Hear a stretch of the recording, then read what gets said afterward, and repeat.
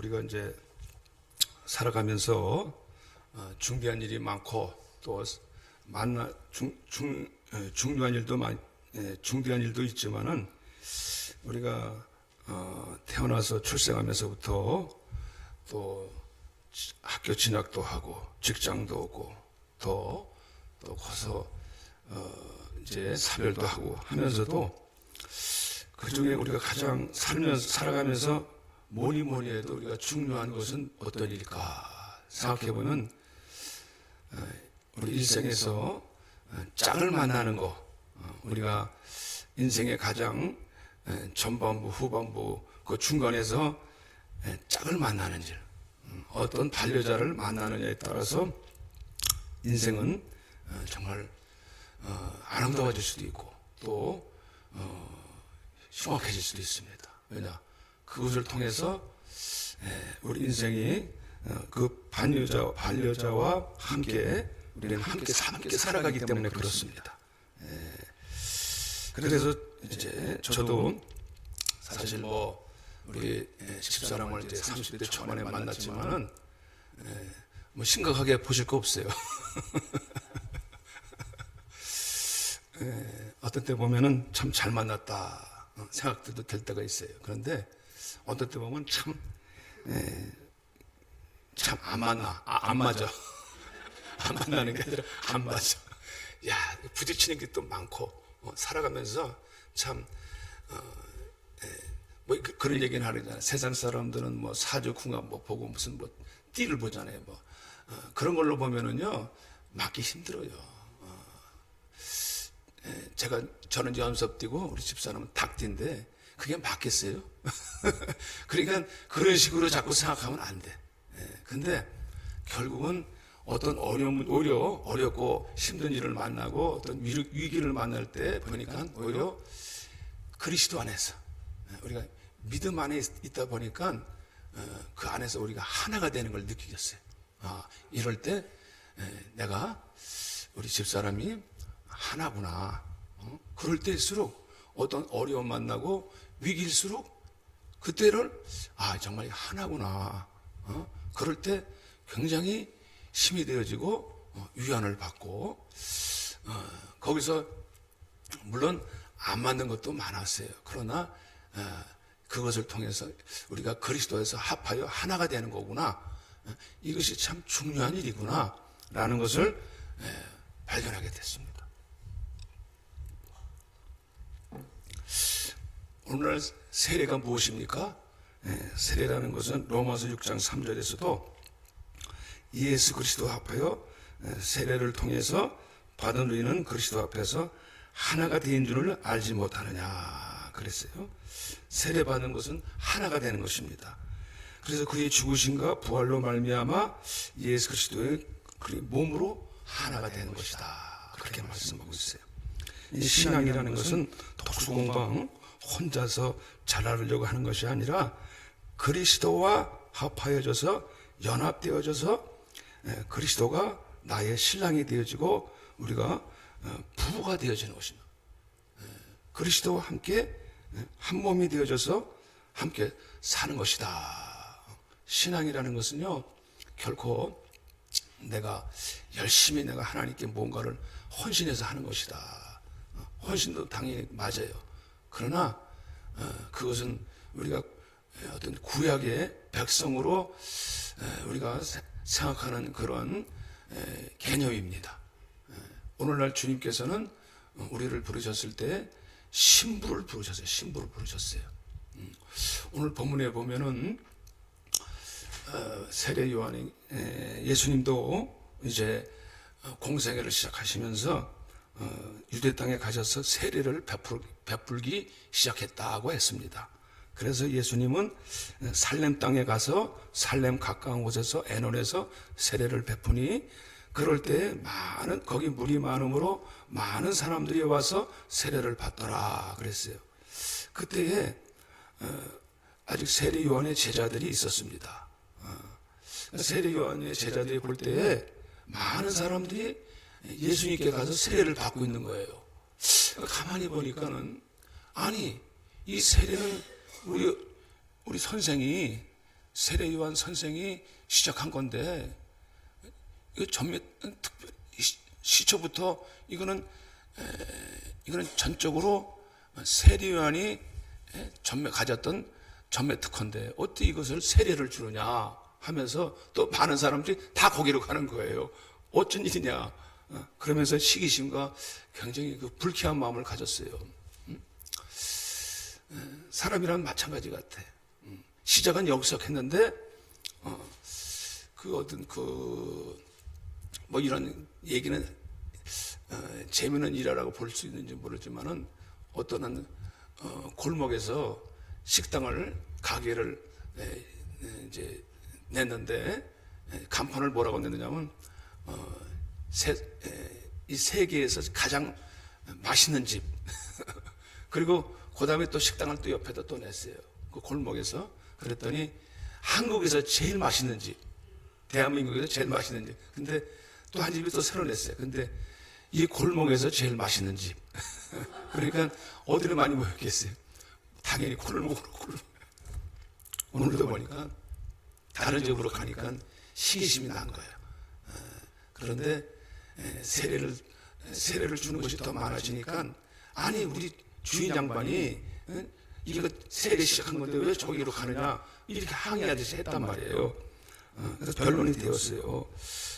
그럴 때에 세례교회에 가서 그렇게 말했더니 세례 요한이 뭐라고 했냐면은 만일 하늘에서 27절 28절에 하늘에서 주신 바가 아니면 사람이 아무것도 줄 수 없느니라. 나는 그의 앞에 보내심을 받은 자이니라. 세례 요한은 이것은 내가 특별히 향할 일이 아니고 나는 그분은 하늘에서 주신 자다. 하늘에서 주신 바가 아니면 할 수 없다. 세례를. 그리고 나는 다만 그의 앞에 준비하는 자에 불과할 뿐이다. 나는 아무것도 아니다. 그렇게 말을 하고 있는 거예요. 시작은 물론 세례 요한이 시작을 해서 했지만은 그러나 내가 주는 세례는 정말 나는 그분이 주는 세례의 준비에 불과할 뿐이다. 그렇게 말하고 있어요. 그래서 나는 오히려 그분이 뭐라고 말하겠냐면 나는 내가 말하는 바는 그리스도가 아니여 그의 앞에 보내심을 받은 자라고 할 것이며 신부를 취하는 자는 신랑이나 그랬어요. 그의 입장은 말이죠. 정말 신랑이 오셨는데 나는 그 신랑이 신부를 취하는 것을 보고 너무 기쁘다. 그렇게 표현하고 있어요. 진짜 신랑이 와서 저 신부를 취하는데 나는 그 기쁨이 너무나 충만하다. 이게 무슨 뜻인가? 다시 한번 생각해 볼 때에 우리가 고린도후서 11장에 보면은 바울도 그런 표현을 하고 있는 것을 알 수가 있습니다. 고린도후서 11장에 보면 내가 하나님의 열심으로 너희를 위하여 열심을 내노니 내가 너희를 정결한 처녀로 한 남편인 그리스도께 드리려고 준비하노라 그랬어요. 정결한 처녀로 내가 준비한다 그랬어요. 바울도 그의 생의 목표가 무엇이냐면 그냥 마치 중매쟁이라고 말씀하고 있는데 그런 한 사람을 그리스도께 인도하기 위해서 정결한 처녀로 준비시킨대요. 정결한 처녀. 그러니까 세례 요한이 죽었던 세례는 무엇이냐면 물세례였습니다. 죄를 회개케 하고 더럽고 추악한 것을 씻어내고 그리고 주님께로 나가서 하나가 될 수 있도록 하는 준비 작업에 불과했다는 거예요. 저와 여러분들이 우리가 주님 만나기 전에 이제 우리가 순수하고 진실되고 순수한 마음으로 만나시기를 바랍니다. 만약에 어떤 남자가 어떤 여자가 좀 표현이 그런데 이 남자 만나고 저 남자 만나고 그러면서 또 다른 남자 만나면서 우리 결혼합시다니까 예스 그런 여자를 뭐라 그래요? 그런 뭐 나쁜 말로 매춘부라 그랬잖아요. 아니 뭐 그냥 만 달 정도가 아니라 막 그냥 만나서 막 아무렇게나 같이 살기도 하다가 막 그러면 그럼 누가 신랑이 좋아하겠어요? 절대로 그런 여자는 절대로 하나가 될 수 없습니다. 물론 육체적인 쾌락으로는 즐길 수 있겠지만은 절대로 마음이 하나가 될 수가 없어요. 그래서 호세아서 3장에 보면 하나님은 내가 이스라엘에게 뭐라고 말씀하시냐면 내가 너희에게 장가들어서 살겠다 그랬어요. 장가들어 살겠다. 이스라엘 백성들을 내가 너희에게 들어가서 장가들어 살겠다. 그래서 진실함으로 그냥 살겠다는 게 아니라 진실함으로 장가들어서 내가 살리라. 그때에 나를 알리라. 이스라엘을 알리라. 그런데 이스라엘이 사실 그냥 어땠습니까? 이스라엘이 어떠했다는 사실은 그것을 보여주기 위해서 호세에게 고멜이라는 창기를 만나가지고 결혼해보라 이거예요. 그 심정이 어떤가? 심정이 찢어질 것 같았어요. 왜냐? 고멜이라는 남자는 한 남자 가지고 만족을 못해. 습성이 그렇게 돼버렸어. 호세아는 순수한 남자 아니에요? 근데 같이 데리고 살았는데 다 나중에 자식을 낳고 보니까 자기 자식도 아니야. 정말 마음이 진짜 너무 아파. 그래가지고 그냥 이런 표현을 하는데 그래가지고 이제 밖에 다른 남자 만나가지고 다 찢어지고 몸이 상처가 돼가지고 그리고 다시 또 그래서 어떤 노예로 팔려요. 그래서 호세가 가서 또 돈 주고 사와요. 그래도 다시 돈 주고 사와요. 그것이 뭐냐? 그것이 바로 너희다. 너희 이스라엘 같다. 너희가 내가 내 백성 삼고 내가 너희를 아내로 삼았는데 난 신랑이다. 근데 너희는 나를 한 남자같이 여기지 않고 신랑같이 여기지 않고 그냥 세상의 우상과 세상의 온갖 음행으로 마음을 다 빼앗기고 거기에 묵은 포도주와 세상의 즐거움 그것으로 나를 떠났도다. 그러면서 하나님이 내가 너희를 다시 지금 에게 돌아오라 그랬어요. 지금 돌아오라고 이제 호세아에서 보면은 하나님께서 시한다요.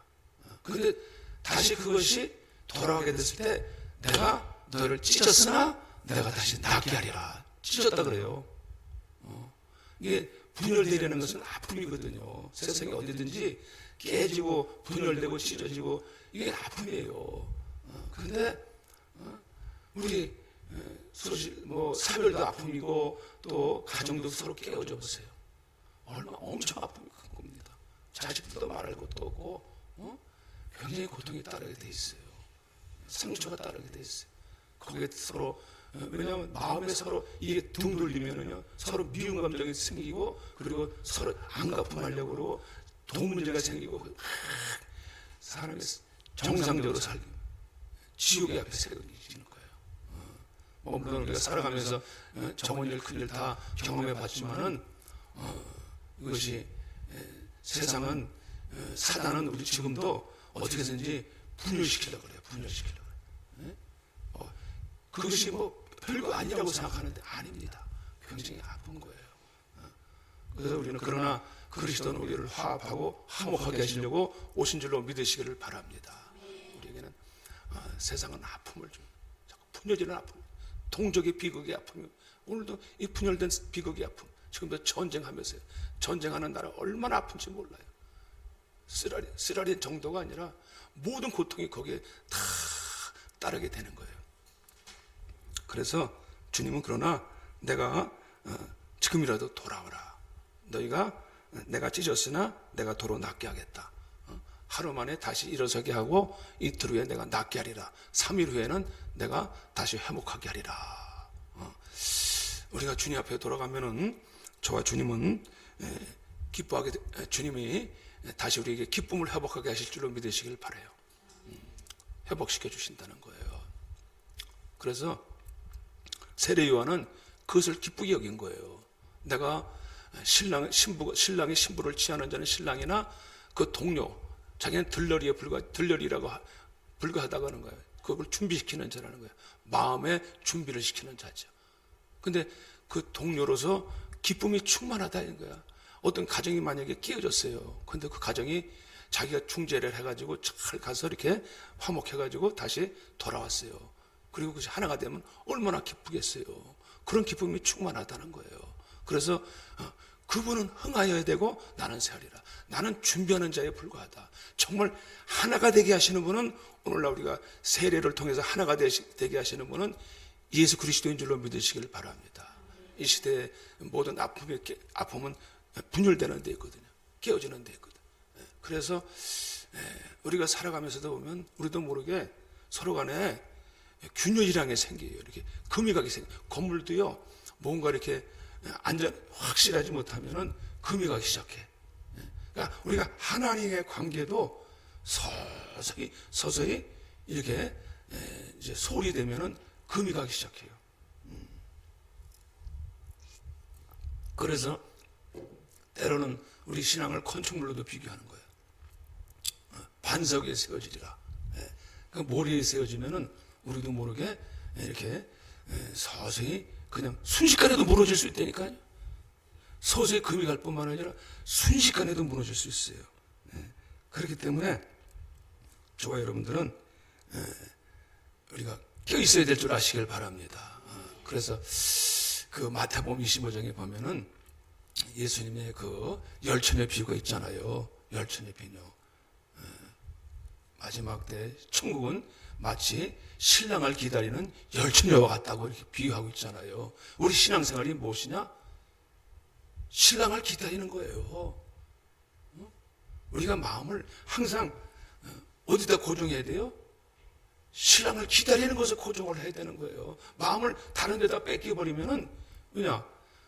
여기서 신랑이라는 것은요, 마치 혼인을 앞둔 그런 부분과 같은 거예요. 우리는 물론 같이 살아야 돼요. 그래서 그 기름을 준비해야 되는 거예요.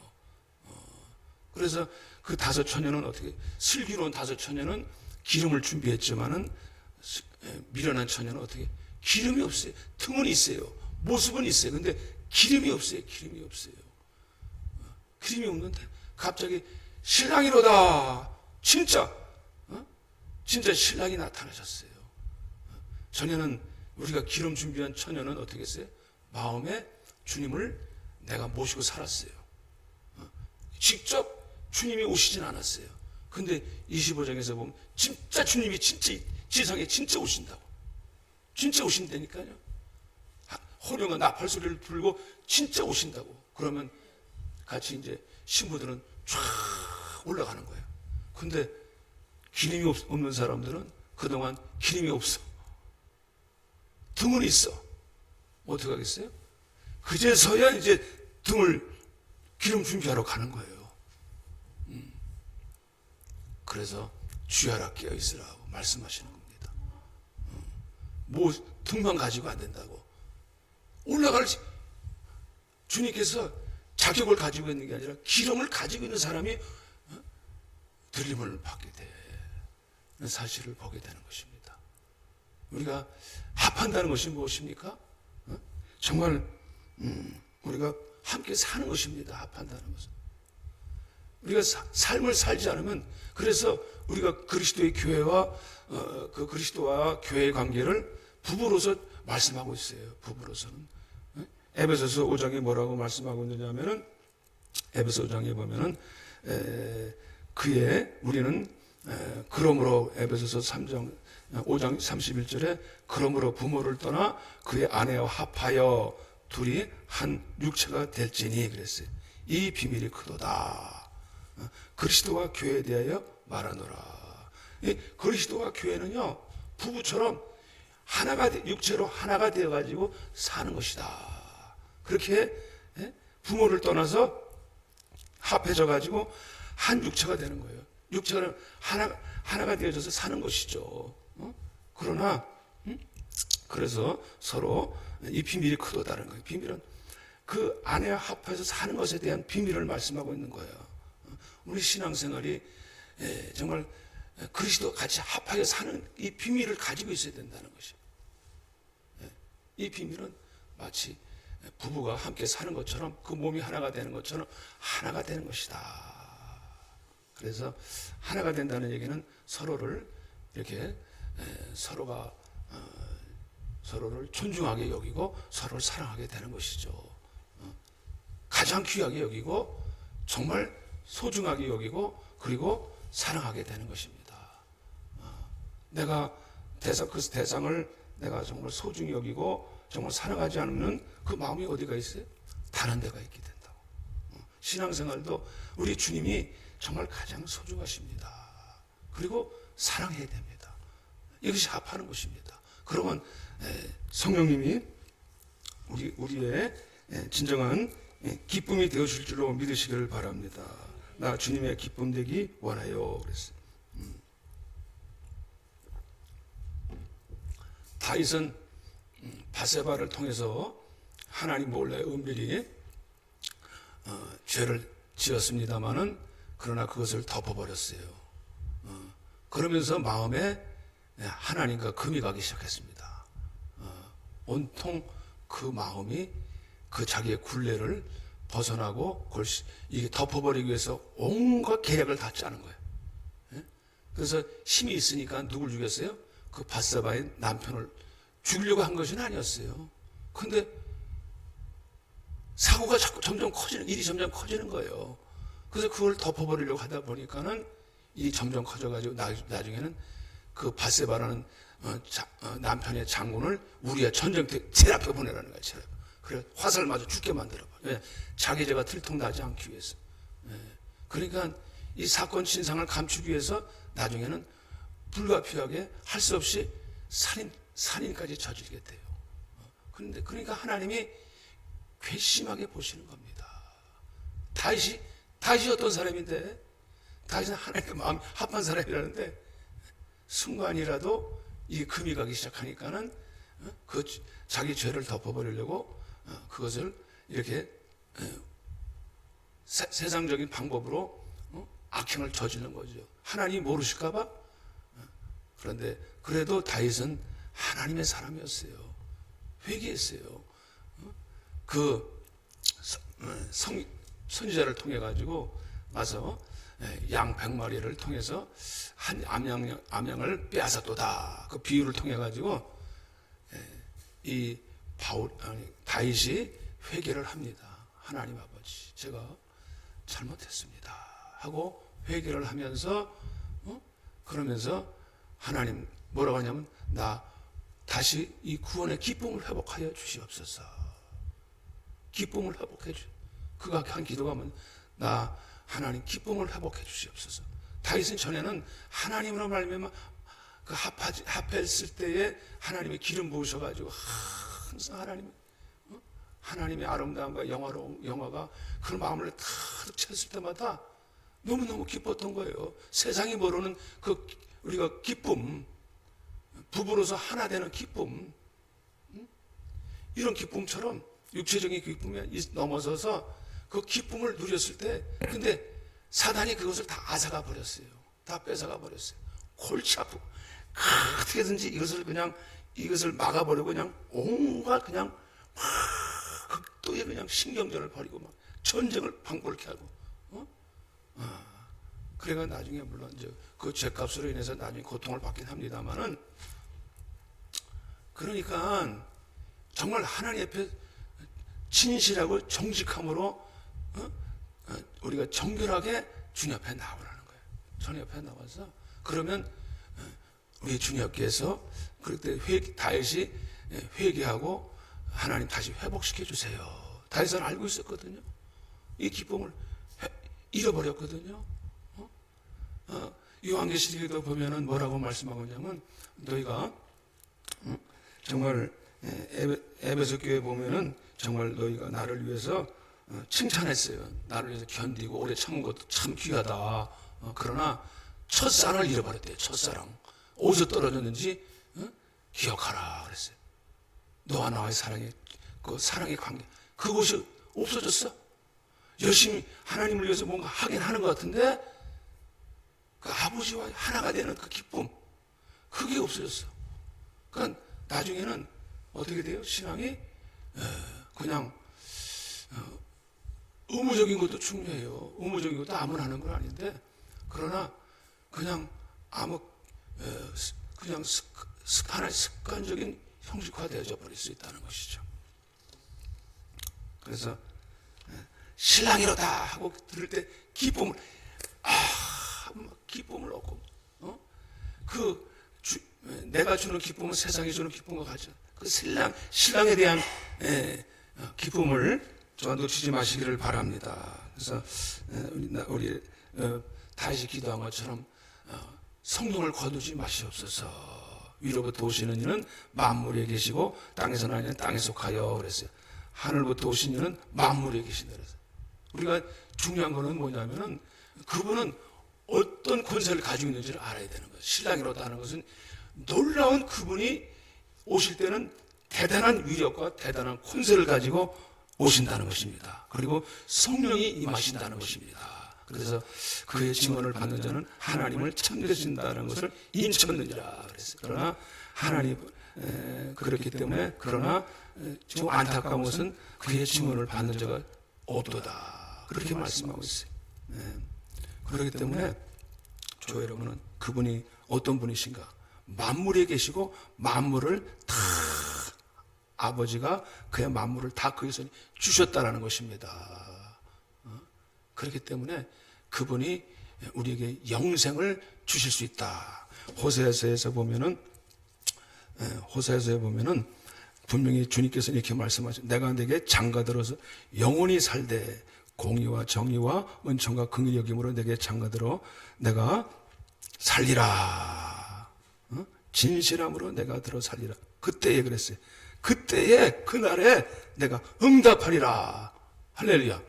하나님은 그때 응답하리라. 하늘에 응답하고 땅에 응답하고 땅은 곡식과 포도주와 기름에 물에 기름에 응답하고 또 이것들을 이스라엘에 응답하리라. 할렐루야. 신랑께서 오셔서 저 여러분들에게 응답하시기를 바랍니다. 하늘에 응답한다. 먼저 우리는 하나님 위에서 오시는 분이 만물을 다 지고 계신 분이고 만물에 계신 분이 생명으로 오셔서 우리에게 성령으로 임재하셔서 응답하시기를 바랍니다. 이 성령의 기쁨을 모르면 우리가 예수 믿으면서 성령을 주시는 기쁨을 몰라. 성령이 인친다는 거예요. 증거를 받는 자.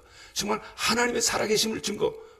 우리는 육두문자 가지고 세상의 법을 가지고 막 겁을 줘요. 황당하지도 않은 법을 가지고 법의 규칙을 만들어 사람을 막 겁을 줘. 그러나 율법의 종은 우리 하나님은 살아계신 하나님이 어떤 돌비에 세운 것도 아니고 목으로 쓴 것도 아니고 우리 신앙생활도 마찬가지입니다. 문자로 하는 게 아니라 우리 안에 마음판에 주십니다. 할렐루야. 성령을 우리 안에 주시기를 축복합니다. 그러면 달라져요.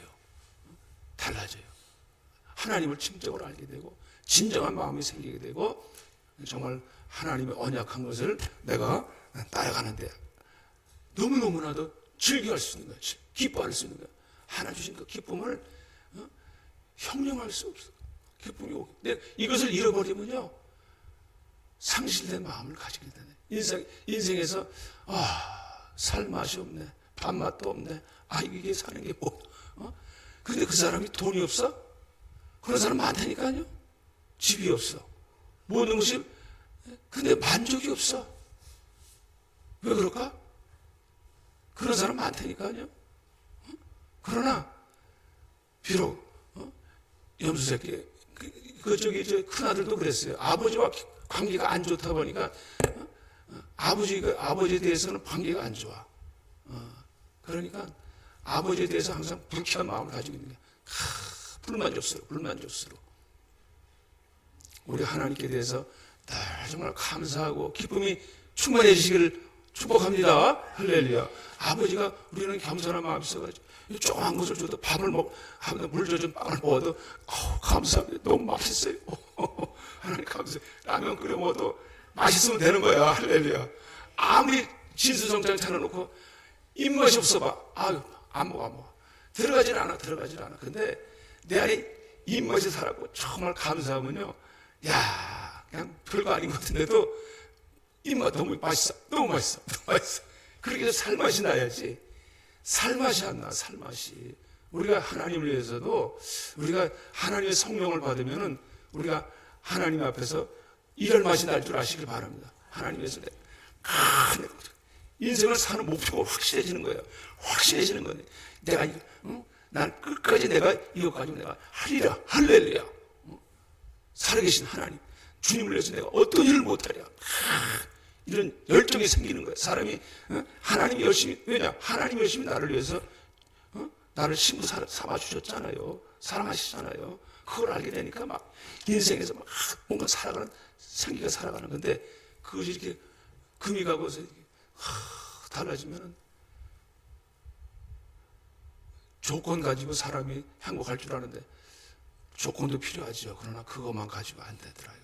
하나님이, 우리 성도는 하나님이 주시는 기쁨이 우리가 성령이 인치시고, 그래서 여기서 하늘이 응답하고 땅에 응답하고, 그래서 하나님이 긍휼히 여길 자를 긍휼히 여기고 내 백성에게 이 모든 것을 주리라. 우리가 하나님을 떠나게 되니까 하나님 처참해졌잖아요. 이스라엘이 아주 처참해, 지옥의 끝자락에 가게 된다는 사실을 우리가 보게 되잖아요. 그래서 다시 한번 저와 여러분은 오늘 이 세리요한이 친 것처럼 이 신분을 취하는 자는 신랑이나 신랑의 음성을 듣는 친구가 크게 기뻐한다. 나는 이러한 기쁨이 충만하나.